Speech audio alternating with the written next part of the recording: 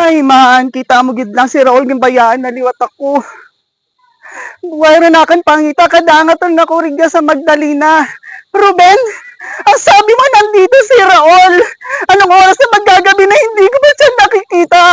Natatakot ako! Natatakot ako, Ruben! Baka kasi ano mangyari sa kanya? Ruben!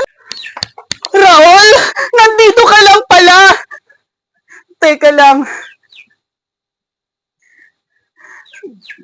Bakit kulot ang buhok mo? Alam ko, si Raul. Di ba Ruben, tuwid ang buhok niya? Kung ganon, hindi ikaw si Raul. Oh my God, naisahan na naman ako. Nasaan kaya si Raul? Ruben, nagkamali ako, hindi ito si Raul. Oo. Pues, pumunta ka dito ngayon, sunduin mo ko, dali mo dito ang helicopter, Ruben. Bilisan mo, Ruben. Baka pagalitan nila ako